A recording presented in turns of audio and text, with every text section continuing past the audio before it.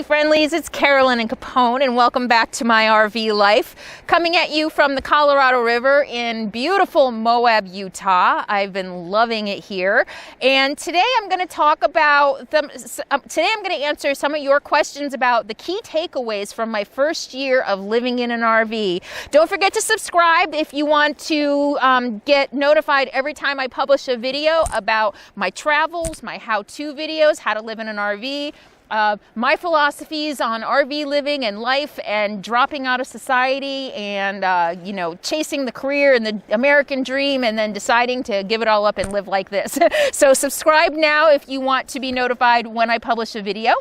And so I'm going to answer some of your questions today that you've been asking me about my first year on the road. So I've been traveling a lot and doing a lot of traveling and walking and sightseeing videos, and it's been a while since I've done a how-to or a Q&A, and I took a shower today since I'm heading into town, my biannual shower. So I thought it would be a good opportunity to, not about the shower, I don't really care about that. I can't let a good shower go to waste. Just Capone doesn't care how I smell. So I thought today I would answer some of your questions about my first year on the road that a lot of you have been sending me. So I actually came down here to try to fly the drone. I wanted to give you some drone footage over the river in the canyons, but the drone isn't acting right. I'm keep losing my signal, and I don't want to lose my drone in the river, in the Colorado River. So I tried to fly it and I couldn't, so I thought, it's a perfect opportunity, let's just sit here and shoot a video. The first question that I got about my first year on the road is, what do I miss the most, and about my former life? And I think probably, since I took a shower this morning, one of the things I miss the most is like unlimited water. And kind of hand in hand is hot water. As a boondocker, both of those things are in very limited supply. I can heat up hot water, but it takes propane. So I hardly ever have hot water unless I'm taking a shower. Sometimes I do heat up a little in a tea kettle to wash dishes and stuff like that, and wash my face. But most of the time I'm doing everything with cold water.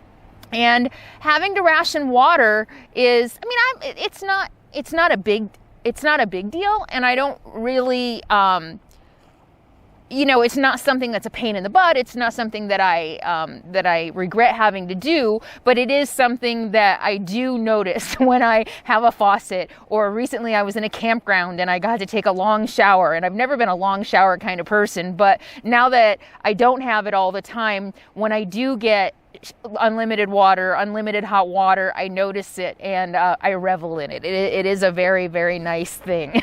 So I think the two things I probably miss the most are probably, unlimited anything.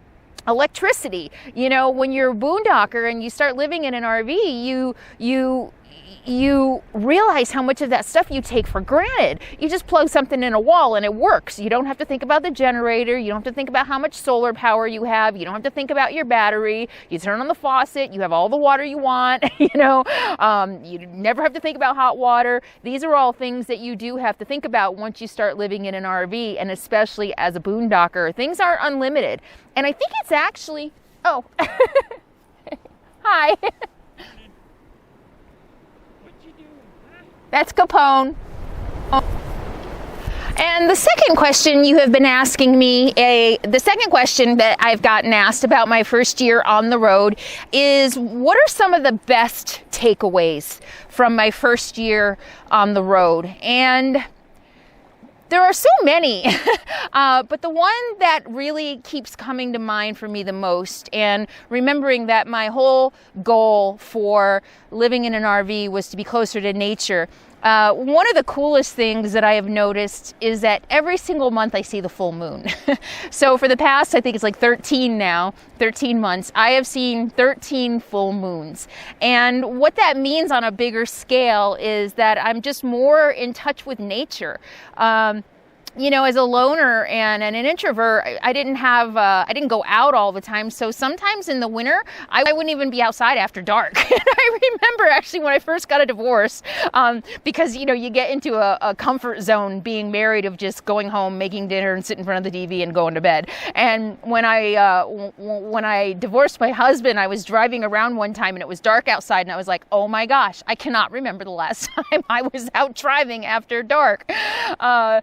And that happens. You get comfortable at home and you just don't necessarily have that, you're just comfortable at home and you're not necessarily out in the elements. And so that's just kind of one of the greatest parts of living in an RV is that I do spend more time outside. I am more in touch with the elements. I do get to see the cycles of the moon every month. I always know where east and west is because I know where the sun rises and where the sun sets. So those are some pretty cool, really big aspects of things that I really love about my new RV life. And, and I think also, just to go back to my other question, is that I don't take anything for granted, or at least I don't think I take as much for granted as I used to. Things like electricity and water, and even money, I think, just trying to live a simpler life, trying to live a more minimalist lifestyle, not buying as much. Sure, I still buy stuff. Sure, I still shop at Best Buy. I still shop at Costco from time to time. If there's one in town, I still shop at Whole Foods. I still like my Starbucks. So it's not like I've completely shunned all of those things because really you can't. I still have to live. But my goal was to participate less. And I'm doing that. I'm not buying as much. I said in a previous video, I shop at thrift stores more. I'm trying to buy more secondhand, and just overall, I'm just buying less stuff. And for me, that is a big change. I said before that my life before was about conspicuous consumption a little bit, that if I bought stuff, that would mean that I had made it. That would mean that I was a success. That would mean that I had arrived. And all of that did is make me broke. And now, I'm living simpler. I don't have rent. I don't have a mortgage. I don't have to spend whatever I was spending on a monthly basis on clothes and eating out and, entertainment for business and all those things I was doing. And so I am able to lead a much simpler life. I am able to earn less, and I'm able, thanks in a big part to all of you, to live a life doing what I love to do, and that is creating. And so I guess that's the biggest takeaway is that, I get to be closer to nature and I take a lot less for granted than I used to. And the third question I get is, do you get sick of moving around a lot? And I did the fun facts and figures video, and I said I think 3.8 camps was my average throughout the year, or 3.8 nights in a camp was my average last year. And so do I get sick of moving around so much? Yeah, sometimes I do. Somebody asked, well, why don't you just stay in one place for 2 months? That I don't want to do. But 2 weeks is about my limit. And then I start getting bored and antsy and want to move on. But like lately, I'm in Moab. I haven't been in one place for more than 3 nights, I think. Oh no, I guess I was in Valley of the Gods for almost a week. Didn't feel like it, but I have been moving around a lot, and here in Moab, I was at the campsite for 3 nights, and I'm moving again, and sometimes I do get sick. If I'm moving like a day, if I'm moving every day, if I'm en route somewhere, or if camping is bad, or if I, in Farmington, I was at OHV areas, and it just wasn't comfortable, and it wasn't relaxing, and it wasn't pretty, and it was noisy. If I'm in situations like that, then I really miss not being in one place, and I'm kind of feeling that now. I just want to go out on a national forest, have the place to myself, be able to get my rig cleaned up, and I still have some stuff I want to clean out. And so yeah, sometimes I do regret moving around as much as I do, but but sitting in one place for more than a couple weeks is definitely not something I enjoy doing. I do like moving around at least every couple of weeks. Anything more than that, and sometimes it does get a little old.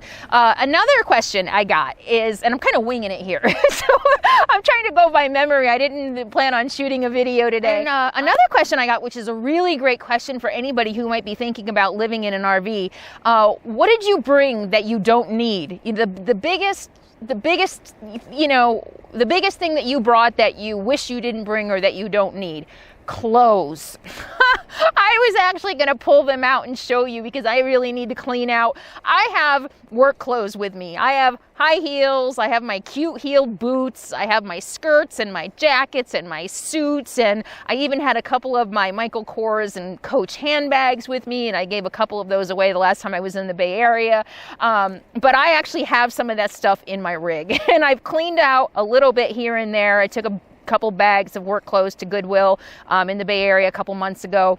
But I still kept some. My thinking was that I'd go back and forth from the Bay Area, or that I might even roll into a town, go to a chamber of commerce, do some networking, meet some people to get some consulting work. And so I held on to some of my clothes. I also thought, well, maybe I can do seminars and workshops in the towns that I go to drum up some business.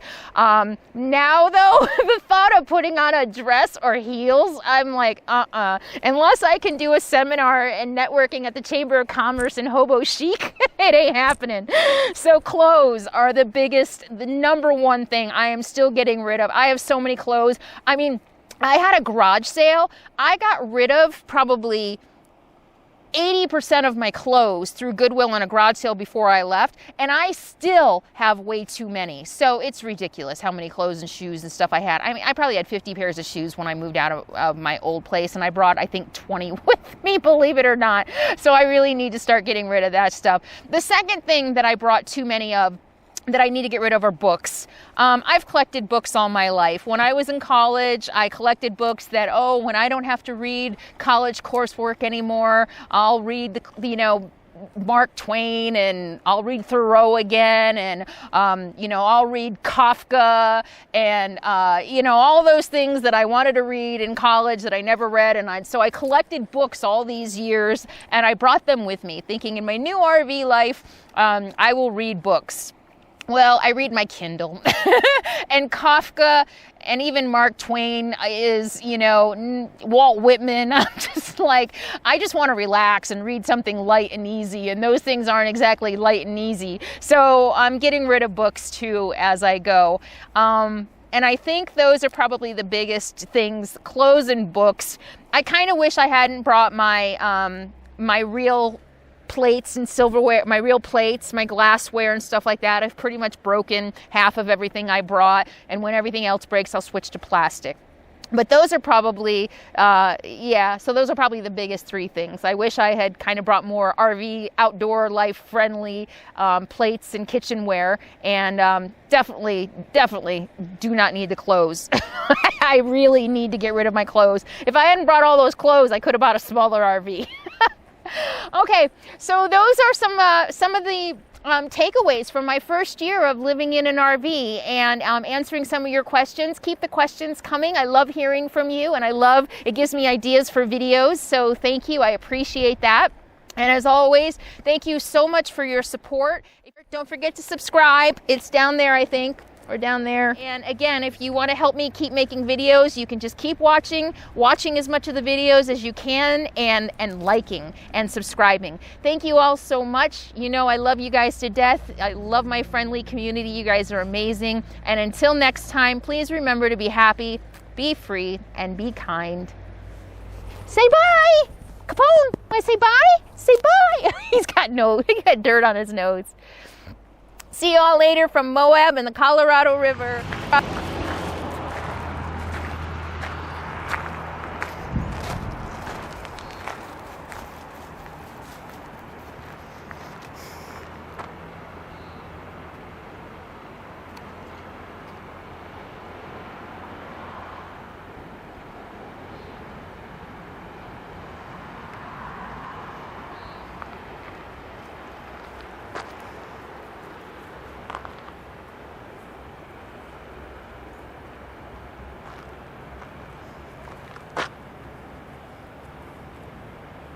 right, bud. Come on, let's go for